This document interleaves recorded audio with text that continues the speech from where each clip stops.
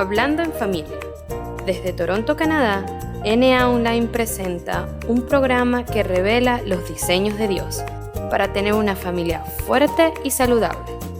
Aprende cómo fortalecer la tuya hoy en Hablando en Familia.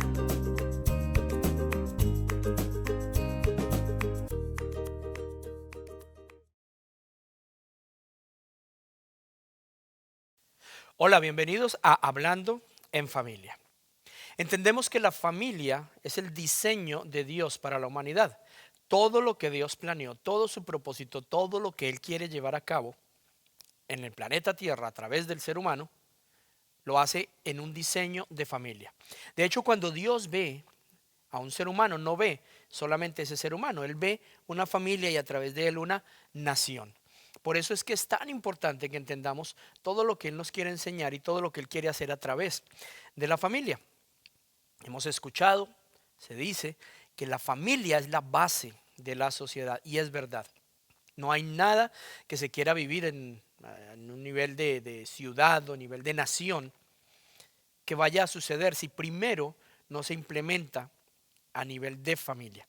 Todo, absolutamente todo lo que Dios quiere hacer entonces empieza y termina en la familia. Vamos a ver lo que dice la Biblia al respecto. Acompáñeme al libro de Génesis, capítulo 1, versos 27 y 28. Dice que así Dios creó a los seres humanos, a su propia imagen, a imagen de Dios los creó. Hombre y mujer los creó. Luego Dios los bendijo con las siguientes palabras: sean fructíferos y multiplíquense, llenen la tierra y gobiernen sobre ella. Reinen sobre los peces del mar, las aves del cielo y todos los animales que corren por el suelo. Así que cuando Dios pensó en el ser humano, cuando Dios creó al ser humano, no pensó en un hombre o en una mujer, sino que pensó en un hombre y una mujer juntos, para que ese hombre y esa mujer juntos, bajo el pacto de bendición de él, reflejaran su imagen, fueran su semejanza en la tierra. Importantísimo tener esto en cuenta, porque cuando hablamos de Dios, generalmente pensamos en un hombre, o más bien en un ser de sexo masculino.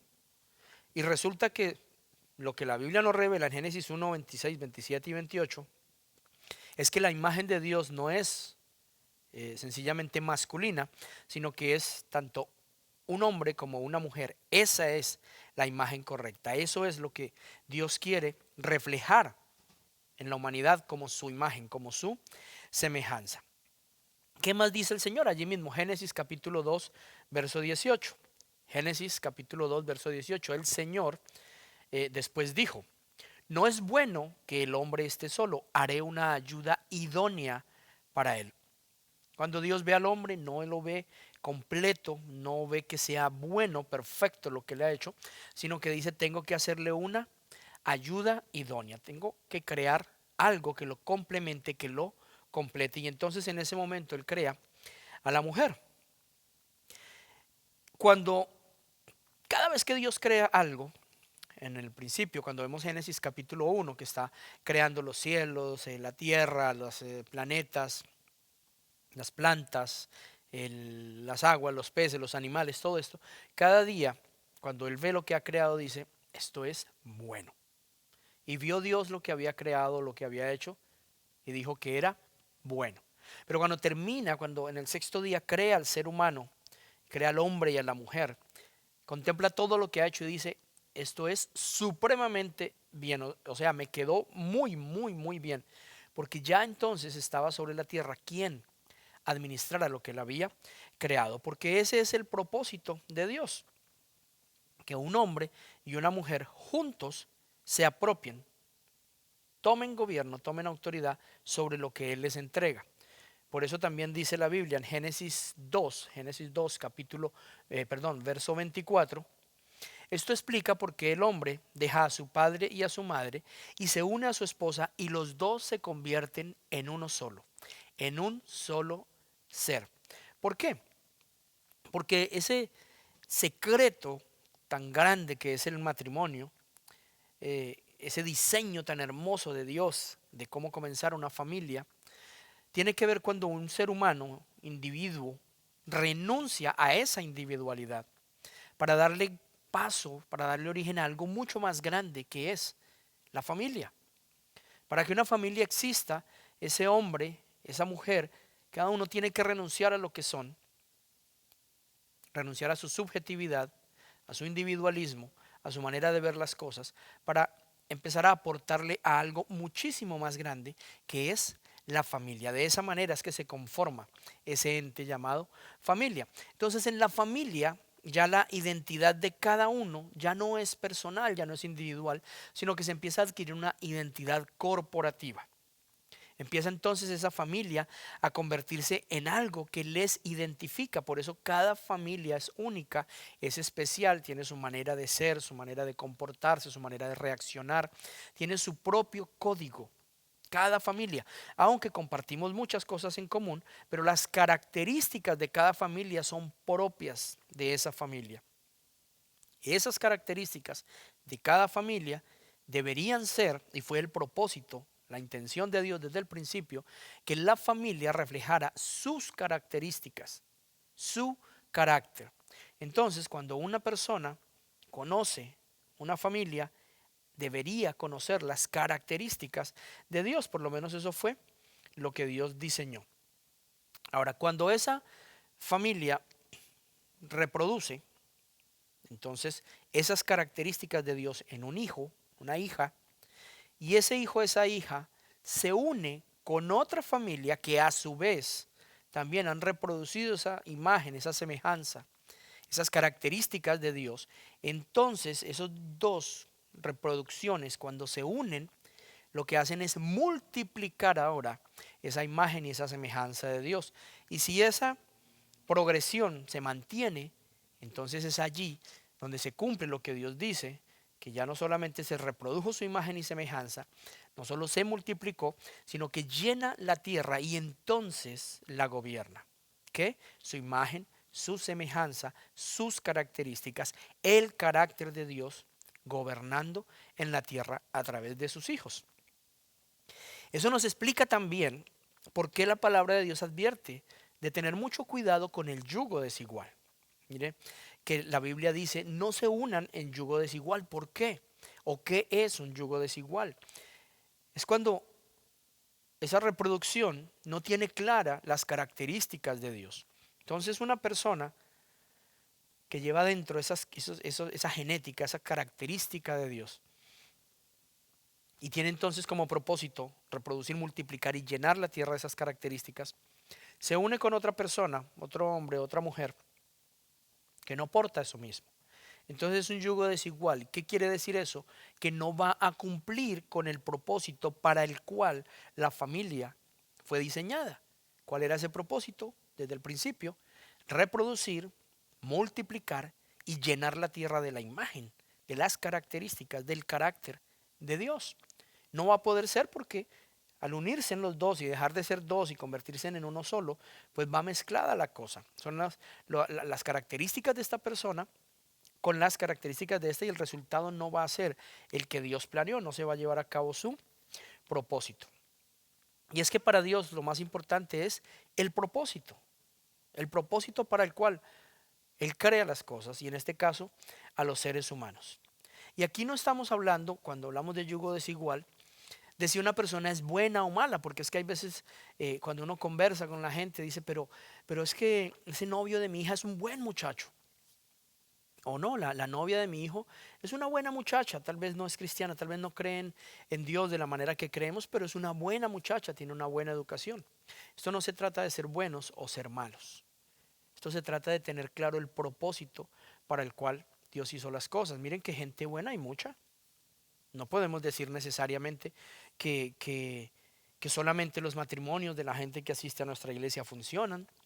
No podemos decir que solamente los muchachos que forman parte de nuestro grupo de jóvenes son muchachos que obran bien o que hacen buenas cosas o que estudian o que son juiciosos. No, hay mucha gente buena. Pero la gente buena no lleva a cabo, no cumple el plan y propósito de Dios. De manera que esto no se trata de ser bueno o ser malo. Y quiero que me acompañen en sus Biblias a un versículo que nos permite entenderlo mejor.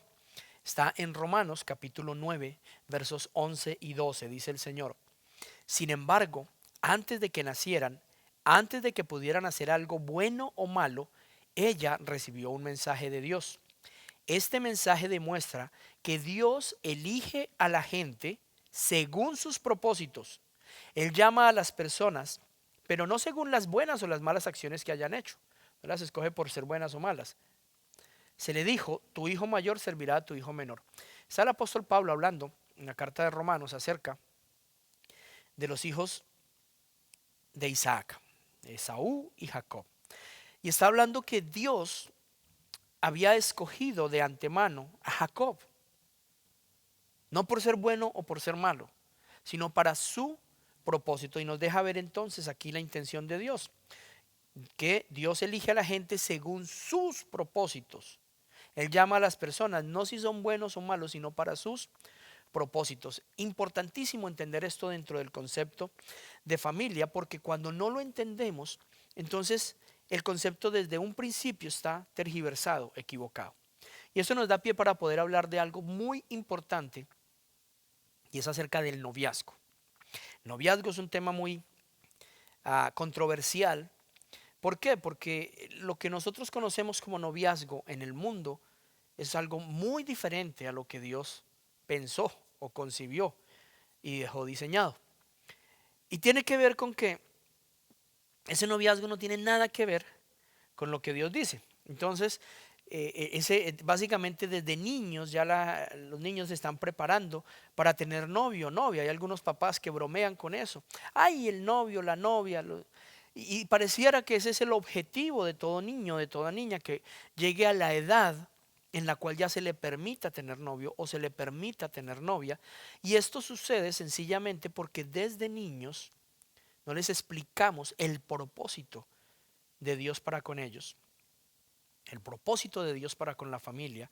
Entonces ellos crecen sin saber eso, los niños, y pareciera que el objetivo es entonces a cierta edad, 15, 16, 18, hay algunos a los 12, 11, que tengan novio o novia.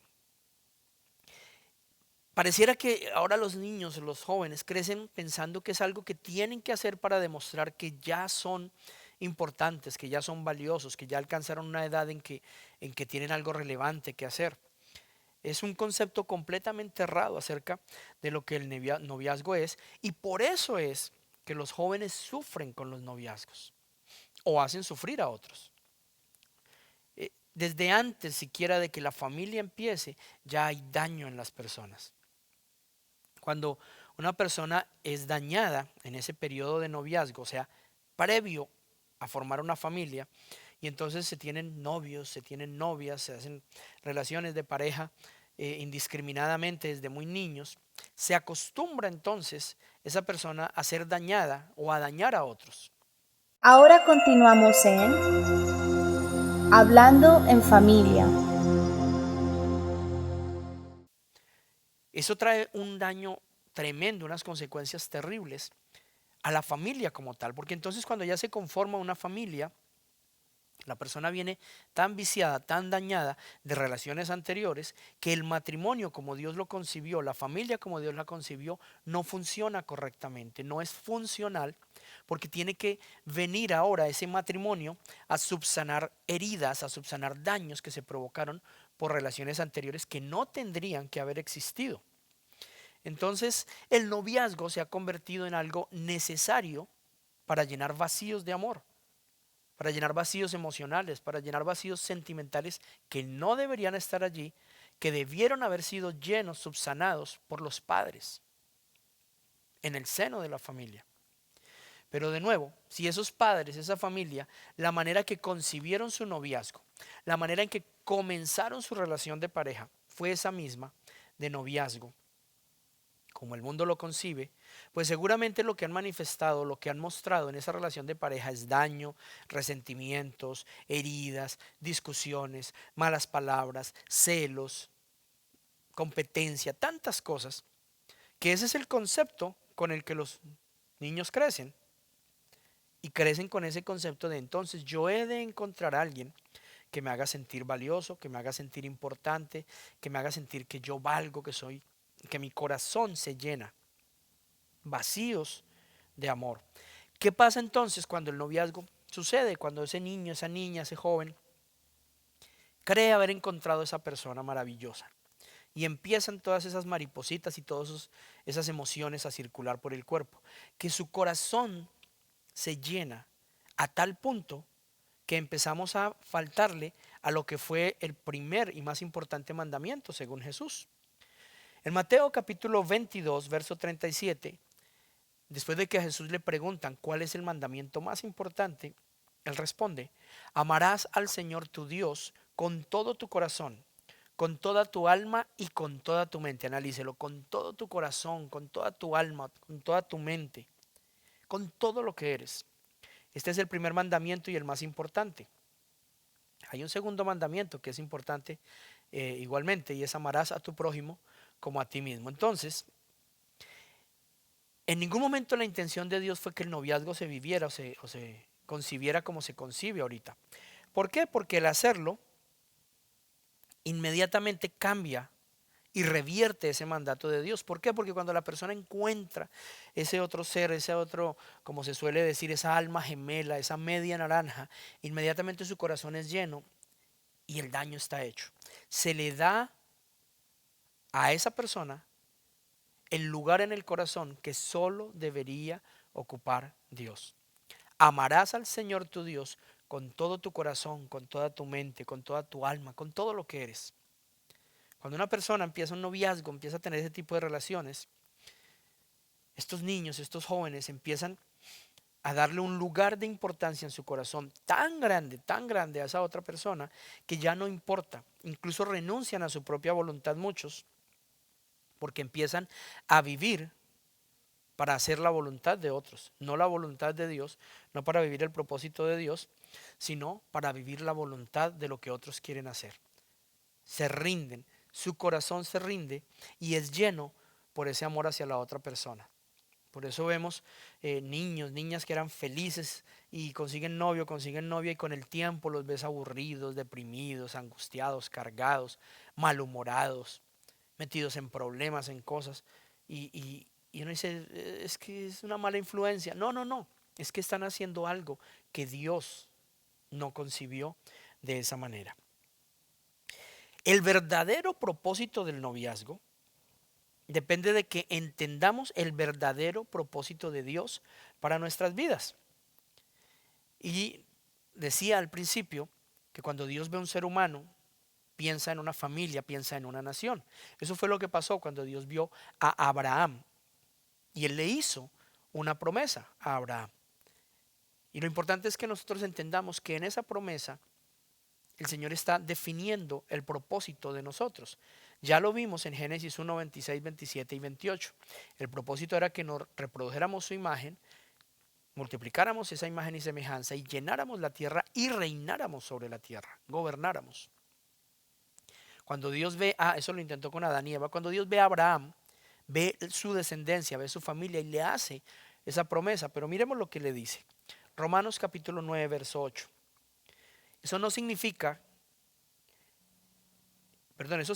que no todos los descendientes naturales de Abraham son necesariamente hijos de Dios.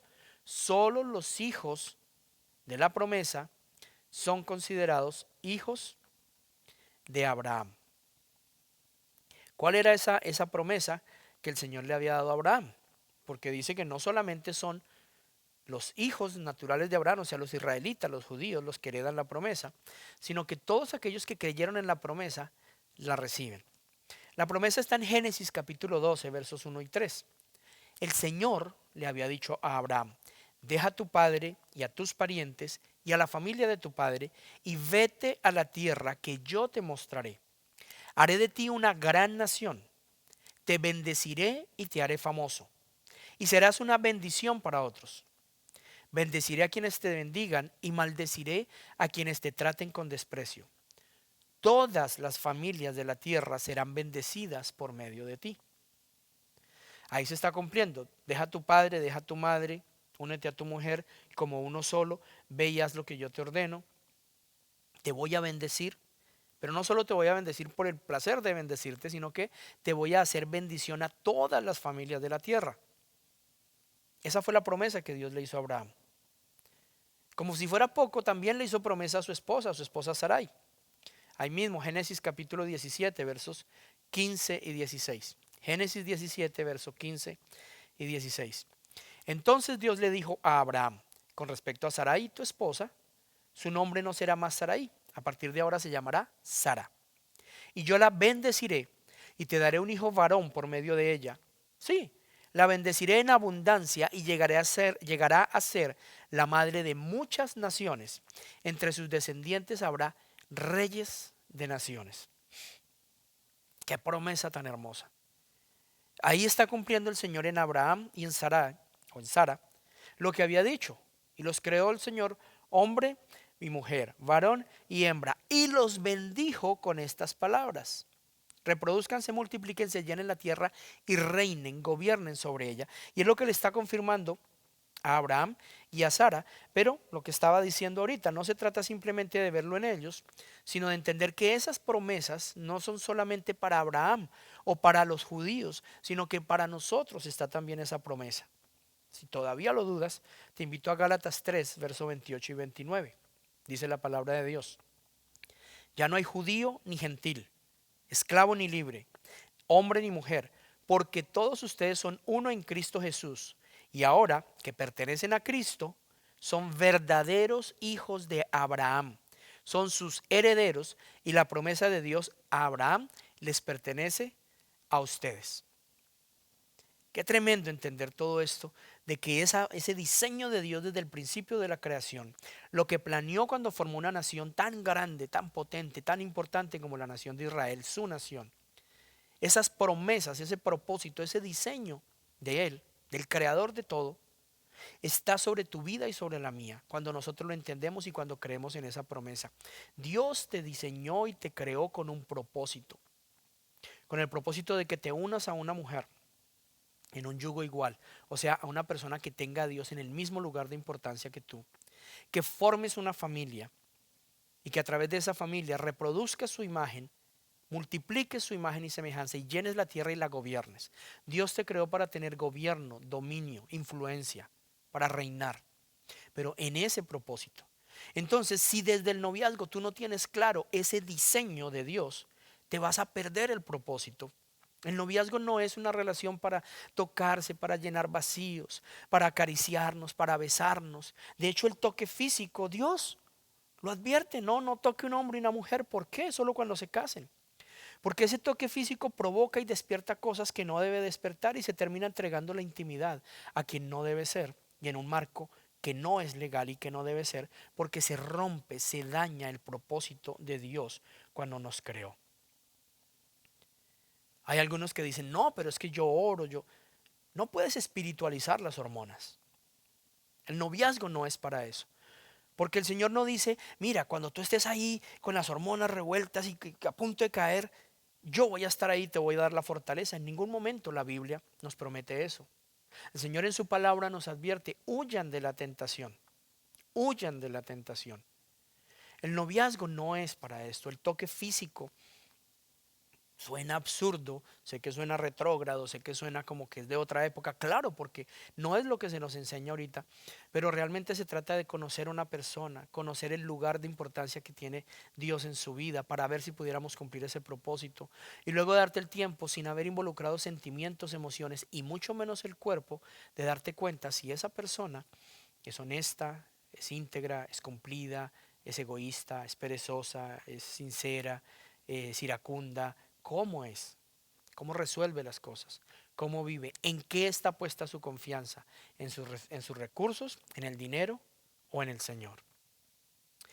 Vamos a seguir ampliando este tema del noviazgo, porque es la base y la esencia de cómo empieza una familia.